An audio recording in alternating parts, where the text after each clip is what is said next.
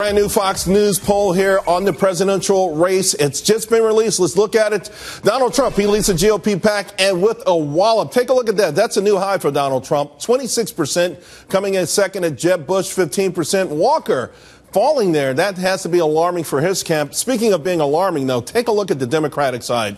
Hillary Clinton remains on top for the party. However, her popularity is plummeting. She is down 10 points from June. Joining us now, Pat Caddell, former Democratic pollster and Fox News contributor. Jessica Tarlov, she's a Democratic strategist and pollster. And Tammy Bruce, Fox News political contributor. Tammy, I follow your tweets, and even you seem to be warming up to the Donald.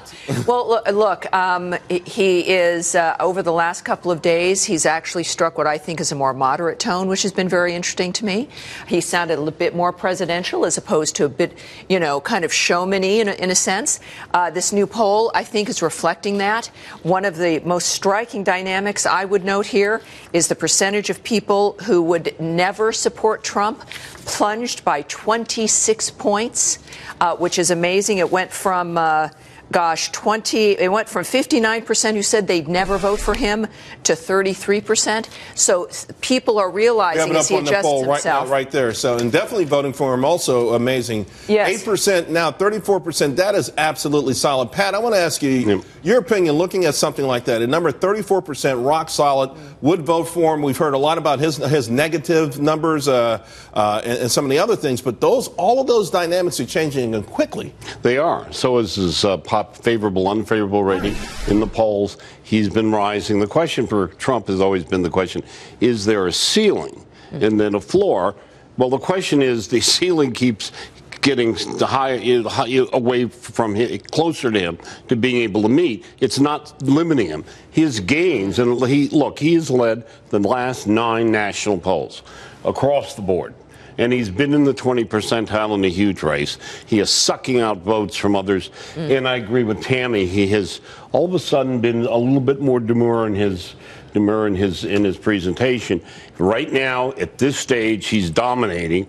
And, we have many turns of the screw to go here. Sure. But right now, he is just cleaning everyone's clock. Jessica, and the Democrats are taking him seriously now. At least it feels like it. Over the weekend, what we've heard from the Democratic Party is, hey, this guy's no longer a joke. This guy, whatever he's bringing out, could be threatening to us beyond the general primaries. Well, I think it's kind of more of a shift in attitude. Not that we think that Donald Trump is going to be the nominee, but that it doesn't make sense to treat him poorly, to make fun of him, because that just riles up his support even more. I mean, he goes in the polls every time. Why would Democrats be afraid of that then if they don't take him seriously as the eventual nominee?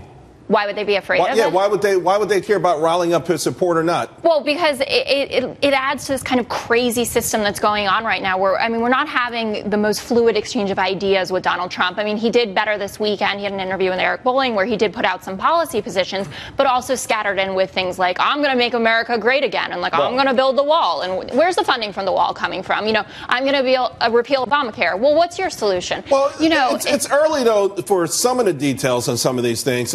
But having said that, though, Tammy, some people do say, listen, you go back 2007, you take the same snapshot. Giuliani was at 33%. Fred Thompson was at 17%. And I think the eventual candidate was somewhere in the low teens. So they're saying history does not necessarily, mean that Trump is going to run away with this. Well, and look, the way we communicate changes exponentially from year to year. I'll remind Jessica and everybody that the winner last time ran on hope and change, the most vague dynamic that you could imagine. So I am becoming more and more impressed with Mr. Trump. My test was, would he moderate himself in his rhetoric? He seems to have adjusted in that regard. And I think this is where, of course, the debates will begin to matter. We'll find out Thursday. Yes, exactly. That's important. But let me say, what Trump is doing, and you mentioned hope and change. Yes. What we have is a very alienated, angry electorate. I've been talking political insiders for more than 3 years about this.